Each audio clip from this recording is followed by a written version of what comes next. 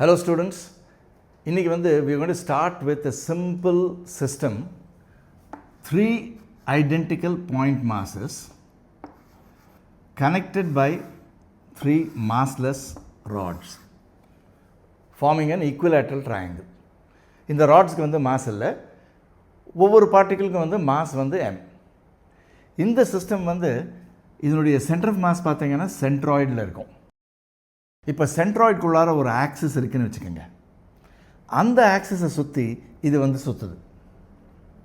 So it is spinning with angular velocity omega. It is spinning. இதனுடைய kinetic energy எழுதலாம். ரொம்ப simple. Okay. So இப்போ ஒரு side ஏ, இந்த சைடு ஏ, இந்த சைடு ஏ.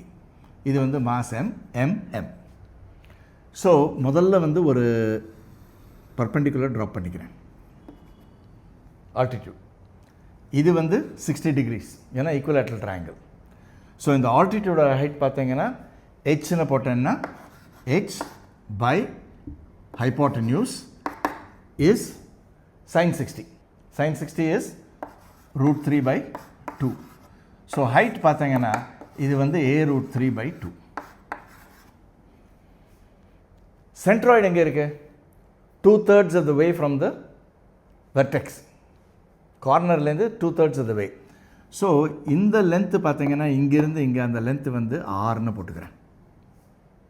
இங்கேருந்து ஒரு பார்ட்டிக்கல்லேருந்து சென்ட்ராய்டு சி வரலும் இதுவும் ஆர் தான், அதுவும் ஆர் தான்.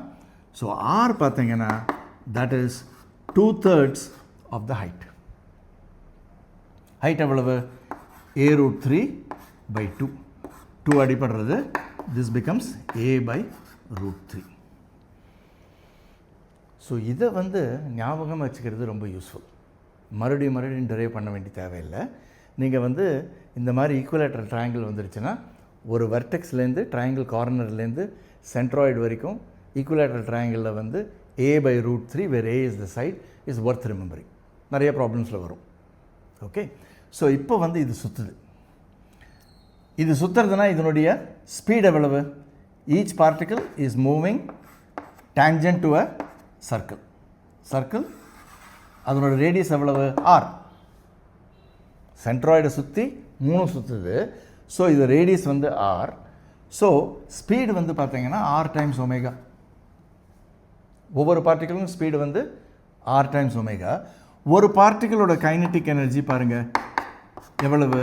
½ mv², r omega the whole squared. 3 பார்ட்டிக்கிளும் சேர்த்தோம்னா into 3 multiplied by 3. இதை நம்ம ½ 3mr² டைம்ஸ் ஒமேகா² எழுதிக்கலாம். இதுதான் டோட்டல் கைனடிக் எனர்ஜி. இதுக்கு ரொட்டேஷனல் கைனடிக் எனர்ஜின்னு சொல்லுவோம். ஆனால் நீங்கள் பாருங்கள், it is nothing but sum of ½ mv², ½ mv², ½ mv². So it is ordinary kinetic energy in a rotational situation. இதுக்கு ரொட்டேஷனல் கைனடிக் எனர்ஜின்னு சொல்லுவோம். இப்போ இதே சிஸ்டம் நம்ம ஒமேகா மாத்திரம்னு வச்சுக்கோங்க.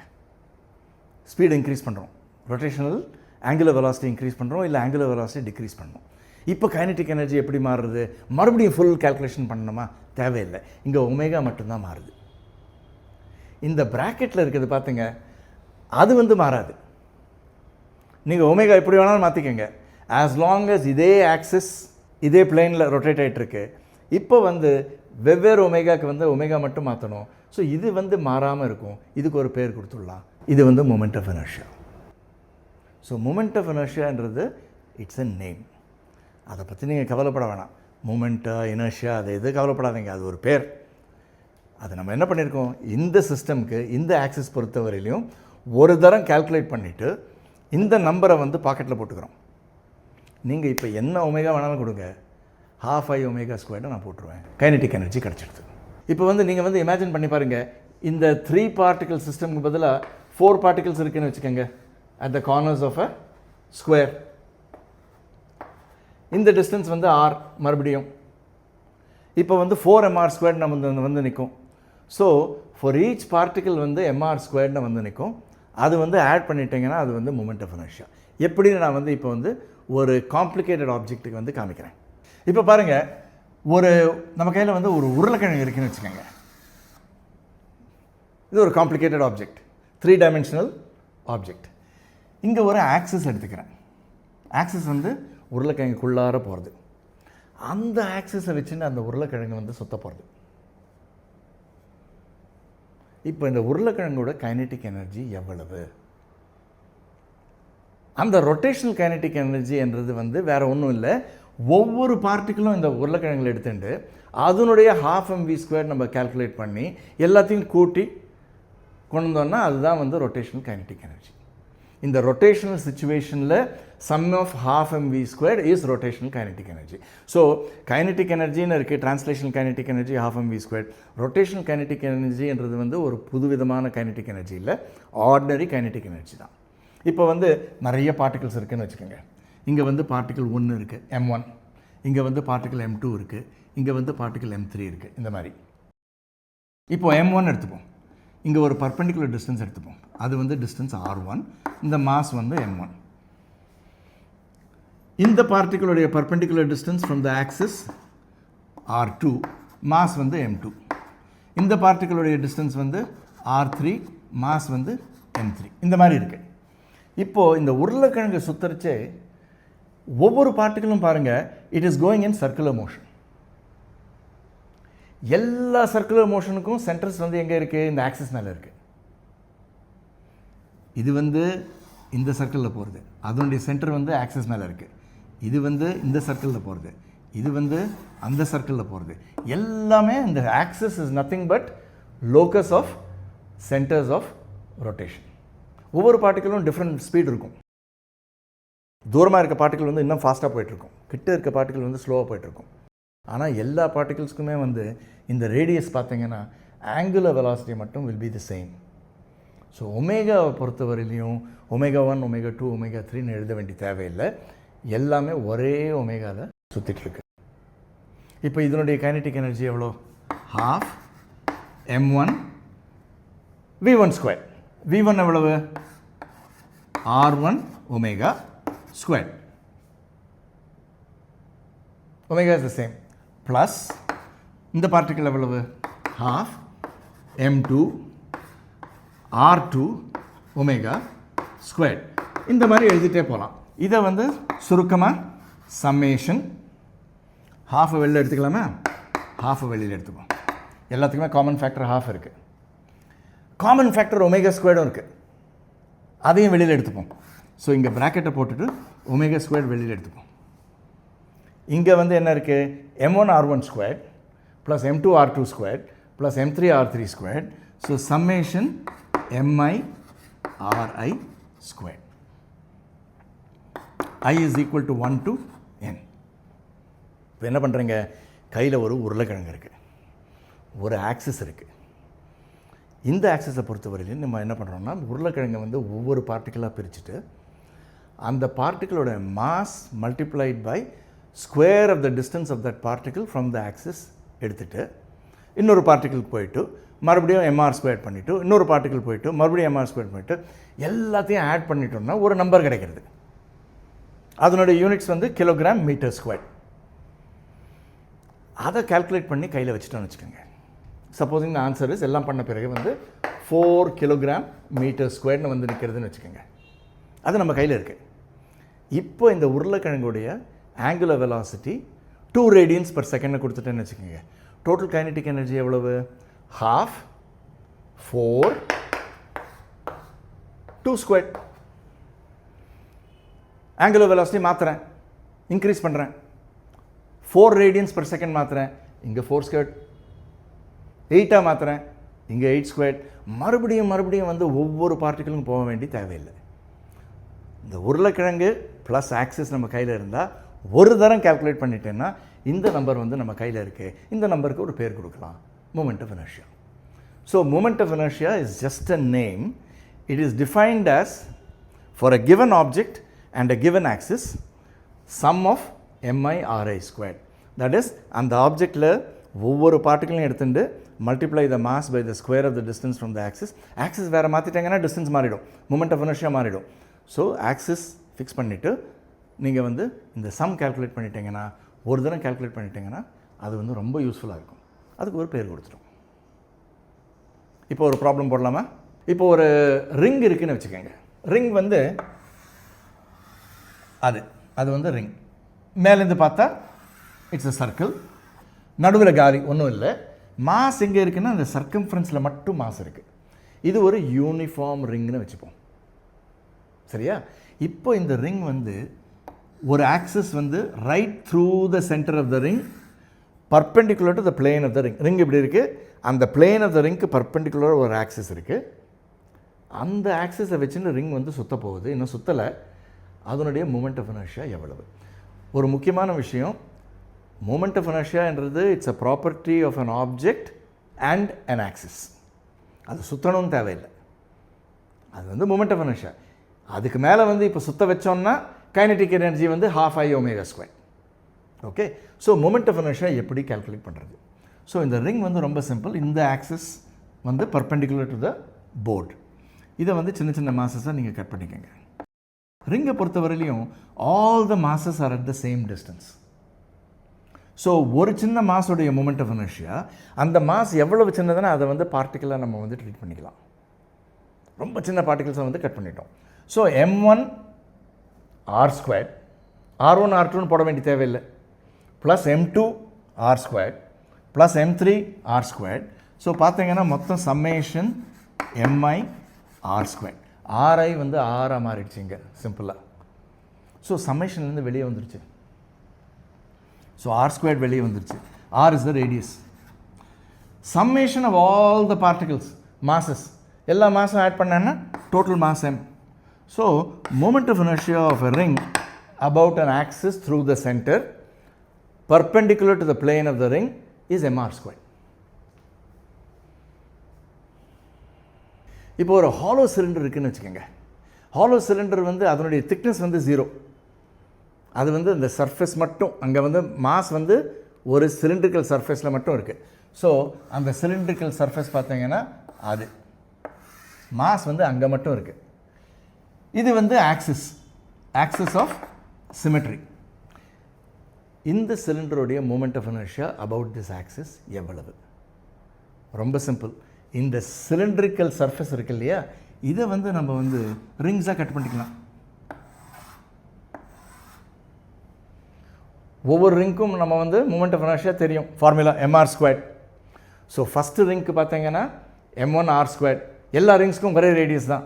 So m1r² plus m2r² plus m3r². அதே மாதிரி போட்டுன்னு வந்தோம்னா summation mi same radius r². இப்போ வந்து கிடைக்கிறது வந்து what is this? Total mass of the hollow cylinder. So இது வந்து சேம் ஃபார்முலா, ஆனால் இங்கே வந்து this is the mass of the hollow cylinder. So இதை வச்சுட்டு ஒரு ப்ராப்ளம் போடலாம். இப்போ நம்மக்கிட்ட வந்து ஒரு புள்ளி இருக்குது, ஆனால் இந்த புள்ளி பார்த்தீங்கன்னா ஒரு அதிசயமான புள்ளி. இது வந்து hollow cylinder. Okay, so hollow சிலிண்டருக்கு வந்து இந்த ஆக்சிஸ் இருக்குன்னா எப்படி சப்போர்ட் ஆகுது? ஒரு மாஸ்லெஸ் ராட்ஸ் இருக்குது உள்ள, அது வந்து சப்போர்ட் ஆகுது. அந்த ராட்ஸோடைய மாஸ் வந்து நம்ம நெக்லெக்ட் பண்ணிக்கலாம்.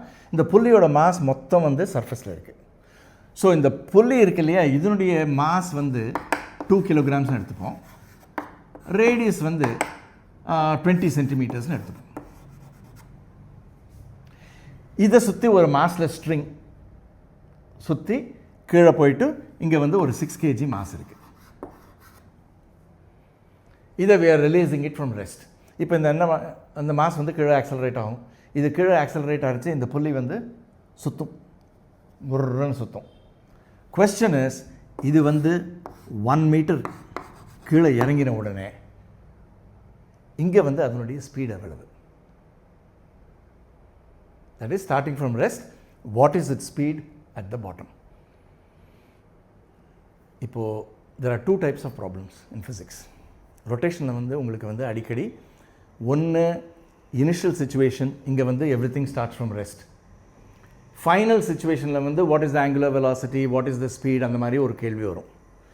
அந்த மாதிரி சிச்சுவேஷனில் வந்து கான்சர்வேஷன் எனர்ஜி இல்லை கான்சர்வேஷன் ஆஃப் மொமெண்டம் இல்லை கான்சர்வேஷன் ஆஃப் ஆங்குலர் மொமெண்டம் ஏதான ஒரு கான்சர்வேஷன் லா யூஸ் பண்ண முடியுமான்னு நீங்கள் வந்துட்டு யோசனை பண்ணணும்.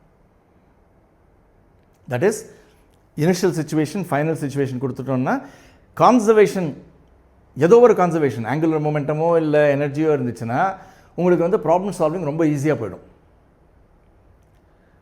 இனிஷியல் ஃபைனல் கேட்காம அது ஓடிட்டு இருக்கச்சே நடுவில் வந்து டென்ஷன் எவ்வளவு இல்லை ஆக்சலரேஷன் எவ்வளவுன்னு கேட்டால் அப்போ வந்து ஃப்ரீ பாடி டயக்ராம் போட்டு ஃபோர்ஸு டார்க்கெல்லாம் கால்குலேட் பண்ணணும்.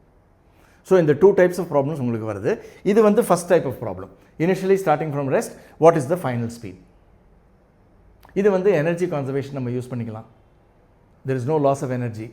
இந்த ரோப் வந்து கண்டிப்பாக ரோப்புக்கும் அந்த சர்ஃபேஸுக்கும் இடையில வந்து ஃப்ரிக்ஷன் இருக்குது. But there is no relative sliding.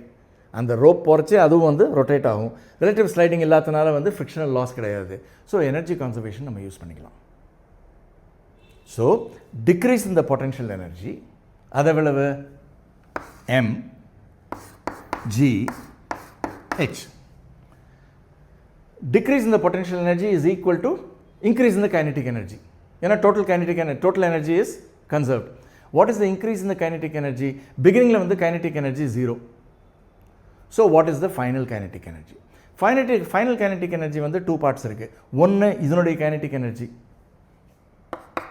half m v squared. இந்த v தான் நம்ம வந்து கண்டுபிடிக்கணும், ரைட், ப்ளஸ் இதனுடைய rotational kinetic energy.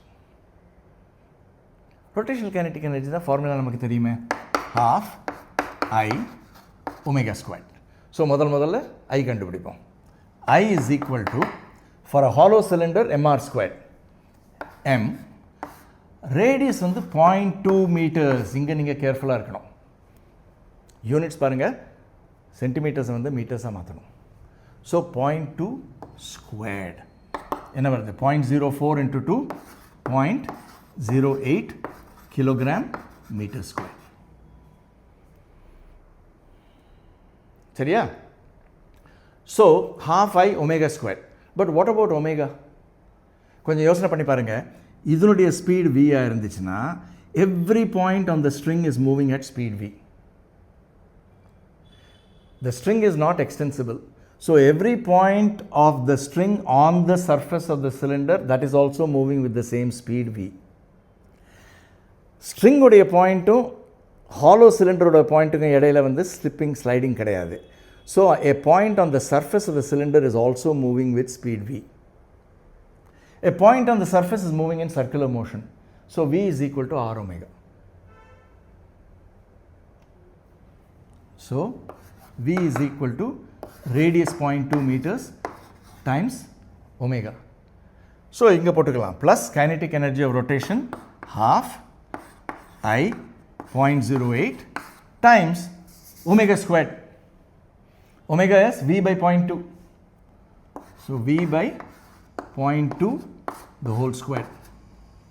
0.2 squared என்ன வருது? மிஸ்டேக்கா? இங்கே v squared போட மறந்துட்டேன். v squared. Omega is v by r. So omega squared is v by r the whole squared. 0.2 whole squared is 0.04. 0.04 goes into 0.08 2 times. 2.5 அடிபடுறது. So இங்கே பார்த்தீங்கன்னா 3v squared plus v squared is 4v squared. இது வந்து 60. So final answer 60 is 4v squared. V is equal to root of 15 meters per second. Finish.